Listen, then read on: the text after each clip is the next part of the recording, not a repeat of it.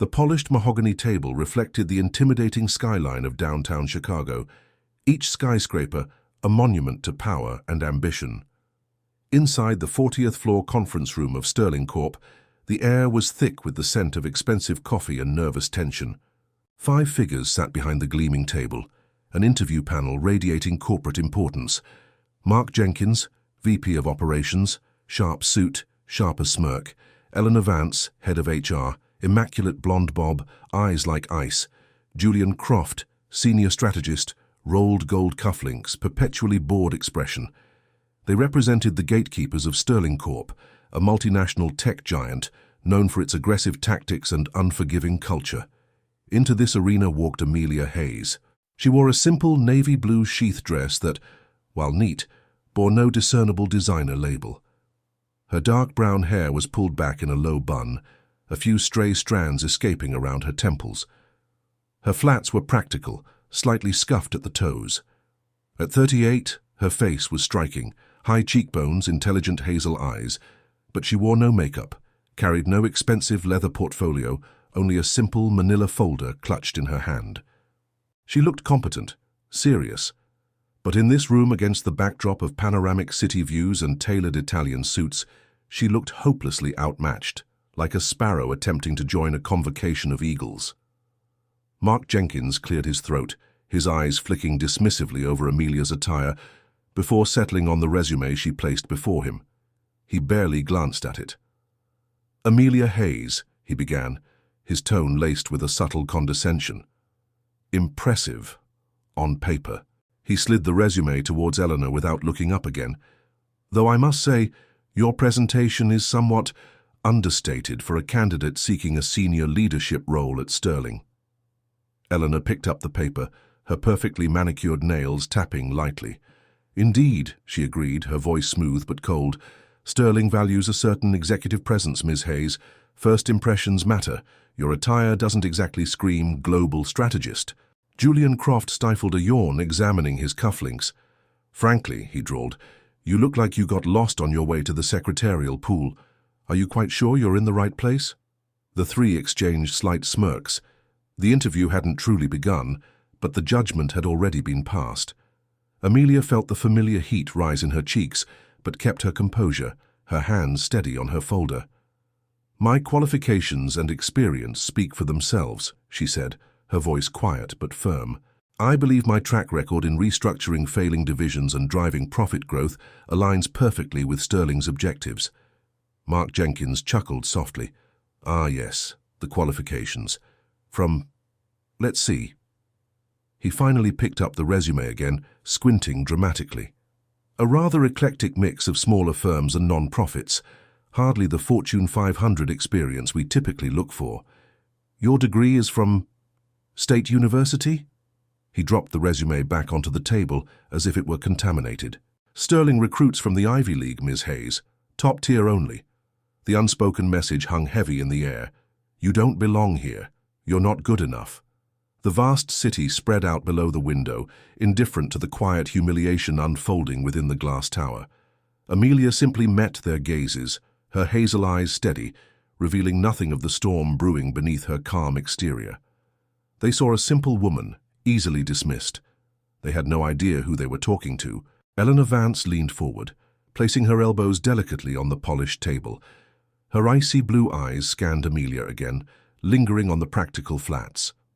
"Let's discuss leadership style," she said, though her tone suggested it was merely a formality before dismissal. "Sterling demands decisive, assertive leaders. Your background seems more collaborative, almost passive, wouldn't you say? Managing volunteers at a non-profit isn't quite the same as navigating a multi-billion-dollar acquisition, Ms. Hayes." She paused, letting the implication settle. "How would someone with your gentle approach handle the kind of ruthless competition we face daily? How would you command respect in a boardroom filled with sharks?" Before Amelia could formulate a response, highlighting her proven results in high-pressure turnarounds, Julian Croft interjected again, inspecting his fingernails. "Respect," he scoffed softly. "One must first look the part, Eleanor. As they say, dress for the job you want. Clearly Ms. Hayes aspires to something modest." He smirked towards Mark, who picked up the cue. Perhaps middle management, Mark suggested, his voice dripping with false helpfulness. We might have an opening in regional logistics coordination, less demanding, less visibility. He tapped the resume dismissively. This background might actually suffice there. The condescension was layered thick, a deliberate attempt to belittle her ambition and experience. They weren't interviewing her. They were dissecting her piece by piece, finding her wanting based on superficial criteria. Amelia felt a familiar wave of frustration wash over her. For years she had battled these assumptions, the automatic devaluation based on her refusal to play the corporate costume game or flaunt connections she deliberately kept hidden. Her work, her results, the millions in revenue she'd generated, the jobs she'd saved, none of it seemed to penetrate the armor of their preconceptions. She held onto her folder, the contents within, detailed strategies, projections, analyses specifically tailored for Sterling Corp. Suddenly feeling pointless, why had she even bothered preparing so meticulously for an audience determined not to listen? She straightened her spine slightly. My leadership style is results-oriented, she stated clearly, her voice gaining a new firmness. I build strong teams, empower them, and hold them accountable. I've navigated hostile negotiations and complex market challenges successfully. My track record includes increasing profitability by over 300% in my last role during a market downturn. The Sharks respect results, not just appearances. Her directness seemed to momentarily surprise them. Eleanor raised a perfectly sculpted eyebrow. Mark's smirk faltered for a split second. Julian actually looked up from his cufflinks, but the moment passed. Eleanor recovered first. Impressive claims, she said coolly, though difficult to verify from these smaller arenas. The dismissal was back, swift and final. They returned to shuffling papers, their body language screaming boredom and impatience. The interview felt like it was already over, her potential contribution dismissed before it could even be explored. Mark Jenkins glanced at the clock on the wall, a sleek minimalist design that probably cost more than Amelia's entire outfit. Well, Ms. Hayes, he said, adopting a tone of bored finality, while your enthusiasm is noted, I'm not sure there's a fit here at the senior level you're targeting. He began gathering his papers, a clear signal the interview was concluding prematurely. Julian Croft pushed his chair back slightly, already mentally moving on to his next meeting. Eleanor offered a tight, insincere smile. Thank you for coming in, she said, the words rote, devoid of any genuine appreciation. We have several other candidates to see today, candidates with perhaps more traditional corporate backgrounds. We'll let you know. The dismissal was blunt, almost brutal. They hadn't asked about her strategies for Sterling, hadn't delved into her specific accomplishments beyond surface-level skepticism. They hadn't even given her a chance to present the detailed proposal within her folder. As Amelia stood up, gathering her resume, which lay ignored on the table, Mark added one final barb. Perhaps consider a wardrobe consultant, Ms. Hayes. It really can make a difference in how seriously people take you in this city. He delivered the line with a look of mock sincerity, but the insult landed exactly as intended. Julian chuckled softly into his hand. Eleanor simply looked away, already focused on her tablet. The humiliation felt complete, not just a rejection of her candidacy, but a dismissal of her very being, her choices, her values, all because she didn't fit their narrow definition of success. Her simple dress, her practical shoes, her lack of pretense had rendered her invisible, or worse, an object of casual scorn. She reached for her folder, her knuckles white, but kept her face impassive. Thank you for your time, she managed, her voice steady despite the turmoil inside. She turned to leave, the vast cityscape stretching out before the floor-to-ceiling windows, seeming to mock her retreat. The polished floor reflected her solitary figure walking towards the door, the hushed sounds of the panel already resuming their discussion, likely about the real candidates, leaving her feeling utterly insignificant. She was just another applicant who didn't make the cut, another casualty of Sterling Corp's relentless pursuit of a certain image. The heavy oak door felt miles away. She just wanted to be out, away from the suffocating judgment of that room. Just as Amelia's hand reached the cool metal of the door handle, It swung inwards abruptly. Standing framed in the doorway was Arthur Sterling, the formidable, silver-haired CEO of Sterling Corp. He was a legend in the industry, known for his sharp mind, demanding nature and rare public appearances. He wasn't usually involved in interviews below the C-suite level. His sudden presence sent a jolt through the room. Mark Jenkins immediately straightened his tie, his casual dismissal evaporating. Eleanor Vance's eyes widened almost imperceptibly, her professional composure momentarily fractured. Julian Croft sat up straighter, his boredom instantly replaced by alert deference. They all rose slightly from their seats, a wave of respect washing over them. "Mr. Sterling," Mark stammered, surprised. "We weren't expecting you." Arthur Sterling stepped into the room, his piercing blue eyes scanning the scene. He offered a curt nod to the panel, his gaze sweeping past them before landing squarely on Amelia, who had paused by the door. And then, the unexpected happened. A look of profound recognition and deep respect dawned on the CEO's face. He bypassed the stunned panel entirely, walking directly towards Amelia. The panel exchanged confused glances. What was happening? Did the CEO know this unimpressive candidate? Why was he ignoring them? Arthur Sterling stopped directly in front of Amelia. The air crackled with unspoken questions. Then, to the utter astonishment of everyone present, the powerful CEO inclined his head slightly, a gesture of clear deference. "Madam Chairwoman," he said, his voice clear and carrying unmistakable respect. "I apologize. I didn't realize the quarterly review meeting had been moved to this conference room. I hope these executives weren't keeping you." The words hit the panel like a physical blow.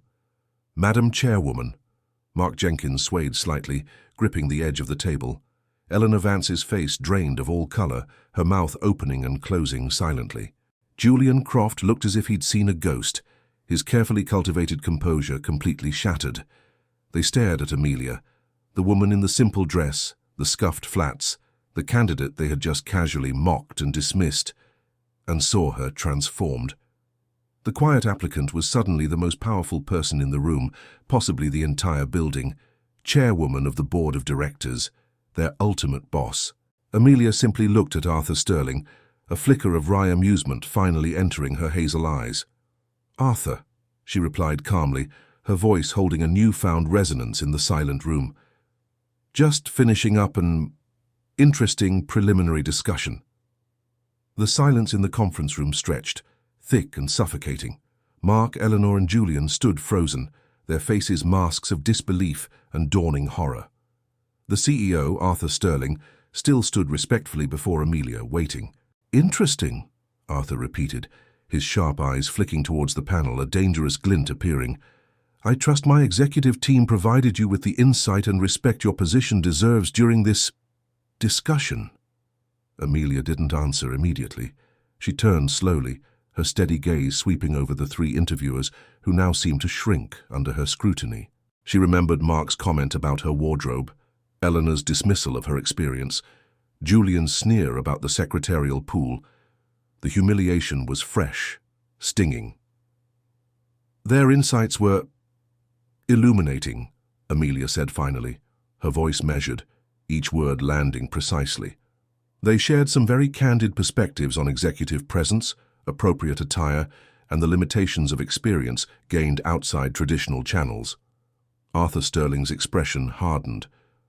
He knew Amelia Hayes well, knew her brilliance, her track record, her quiet determination, and her complete lack of interest in corporate pretense. He knew she was the driving force behind the company's recent strategic successes, the anonymous architect of their most profitable ventures, the major shareholder who preferred influence over visibility, and the newly appointed chairwoman meant to guide their future. He turned fully towards the panel, his voice dropping to an icy calm that was far more terrifying than shouting. "Explain," he commanded. Mark Jenkins visibly swallowed, his face slick with sweat. "Sir, Madam Chairwoman, there seems to have been a misunderstanding," he stammered, fumbling with his papers. "We weren't aware. The resume didn't indicate—" Eleanor Vance found her voice, though it trembled slightly. "We were evaluating candidates for the senior strategist role, sir. We followed standard procedure." We assess for cultural fit. Her voice trailed off under Arthur Sterling's unwavering stare. Julian Croft remained utterly silent, his gaze fixed on the polished surface of the table, unable to look at either the CEO or the chairwoman he had mocked moments before.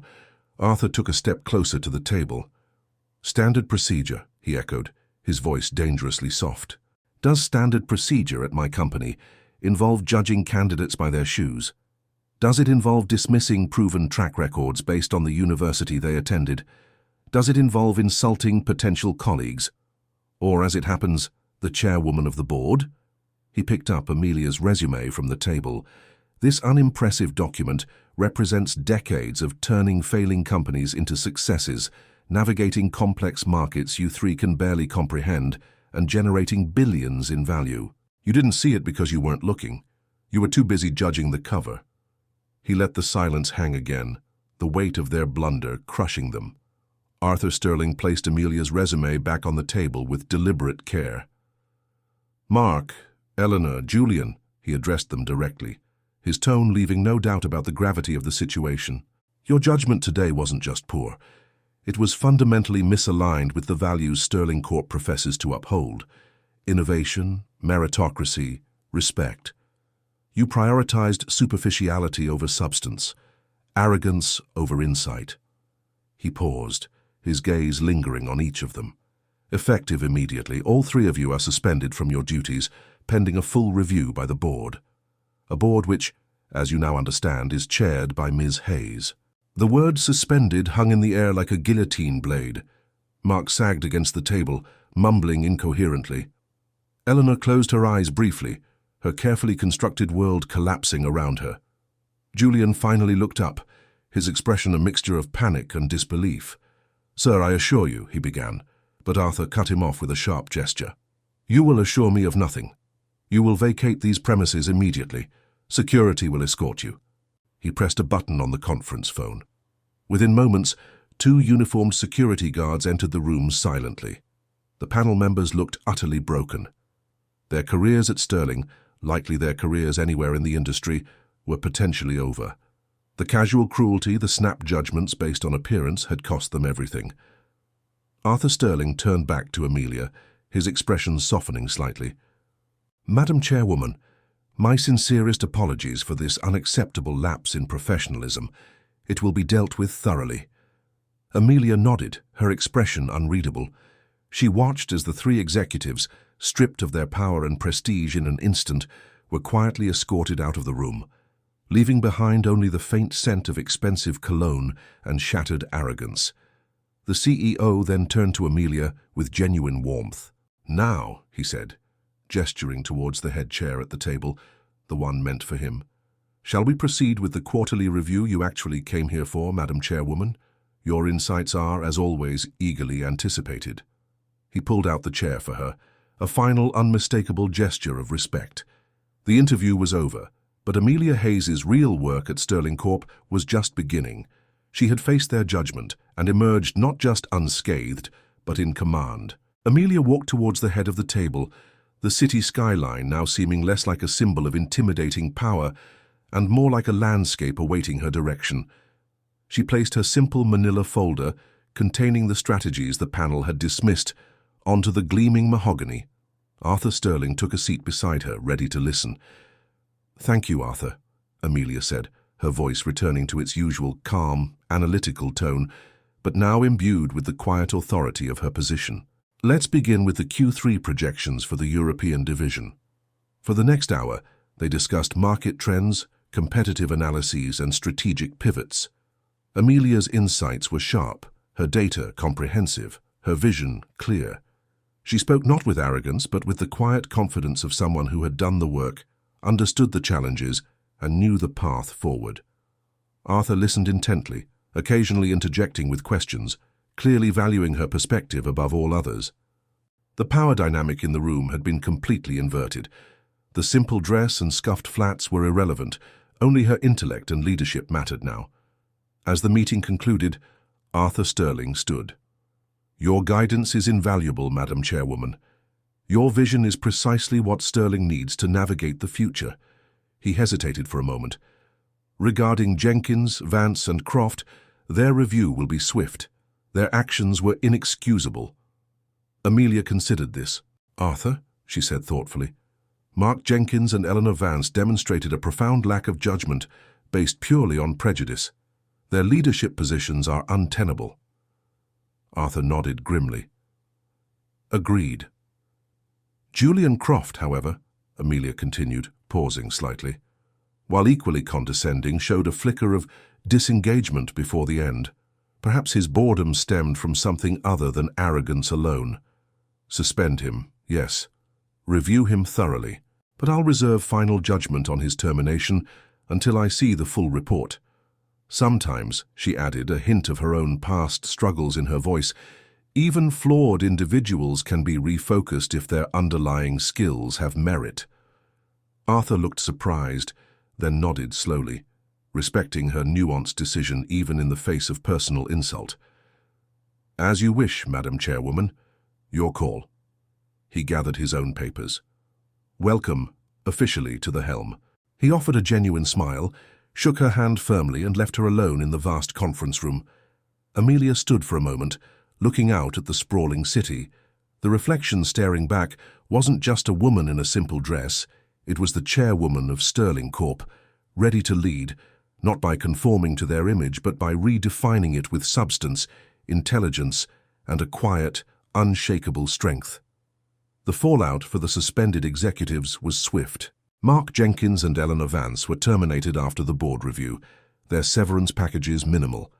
News of their spectacular misjudgment of the new chairwoman, though officially kept quiet, inevitably leaked within industry circles, making them virtually unemployable at any comparable level. Their reputations, built on projecting an image of infallible corporate savvy, were irrevocably damaged. Julian Croft, spared termination by Amelia's intervention, underwent intensive retraining and was reassigned to a non-client-facing role, his career trajectory permanently altered. He reportedly became a much quieter, more introspective strategist, humbled by the encounter that nearly cost him everything. Sterling Corp, under Amelia's guidance as chairwoman and Arthur Sterling's continued operational leadership, began a subtle but significant cultural shift. New hiring practices emphasized objective performance metrics and behavioral assessments over superficial presentation and Ivy League pedigrees. Internal training programs focusing on unconscious bias and respectful workplace conduct were implemented across all levels. Amelia rarely visited the Sterling Tower, preferring to work from her own modest office or remotely, continuing to manage her considerable personal investments and philanthropic activities quietly. She chaired board meetings with quiet authority, her simple attire becoming, ironically, a symbol of her power, a silent statement that substance trumped style. She never sought recognition for her position outside the boardroom, continuing to live simply, valuing privacy and authenticity. Occasionally, stories would circulate online, blurry photos of the notoriously private Sterling Corp chairwoman volunteering at a soup kitchen or attending a local community meeting, always dressed plainly, always without fanfare. These glimpses only added to her mystique. She wasn't just the woman who had survived humiliation. She was the leader who proved that true power didn't need to shout, didn't need to dress in designer labels, didn't need validation from those who judged by the cover. It simply needed to be wielded with intelligence, integrity, and unwavering purpose. The simple woman had not only claimed her seat at the table, she had reshaped the table itself. The story of the interview, though never officially confirmed by Sterling Corp, became something of an urban legend within the corporate world of Chicago and beyond. It served as a cautionary tale about the dangers of arrogance and superficial judgment. Recruiters quietly used it as an example during bias training. Young professionals, particularly women who felt pressured to conform to certain corporate aesthetics, drew inspiration from the anonymous chairwoman who refused to play the game and won. Amelia herself remained focused on the future. Sterling Corp saw steady growth under her strategic guidance, diversifying into new markets and earning accolades for its renewed focus on ethical practices and employee well-being, changes directly attributed to her influence. She continued her philanthropic work, funding scholarships for underprivileged students at state universities, and supporting non-profits focused on workplace equality, always keeping her involvement low-key. She never encountered Mark, Eleanor, or Julian again. Their paths had diverged sharply, hers ascending quietly, theirs descending into cautionary footnotes. On the rare occasions she reflected on that interview day, it wasn't with bitterness, but with a sense of quiet satisfaction. Not because she had triumphed over her detractors, but because the incident had inadvertently accelerated the very changes she believed were necessary, proving that true leadership was about vision and results, not the brand of one's shoes or the cut of one's suit. Her presence continued to challenge the status quo, a quiet force reshaping assumptions from the top down. The simple woman who walked into that intimidating conference room hadn't just survived, she had set a new standard. If this story about challenging prejudice and leading with authenticity resonated with you, please hit that like button, share it with others who believe in substance over style, leave a comment with your thoughts, and subscribe for more tales of quiet strength overcoming loud assumptions. Thank you for watching.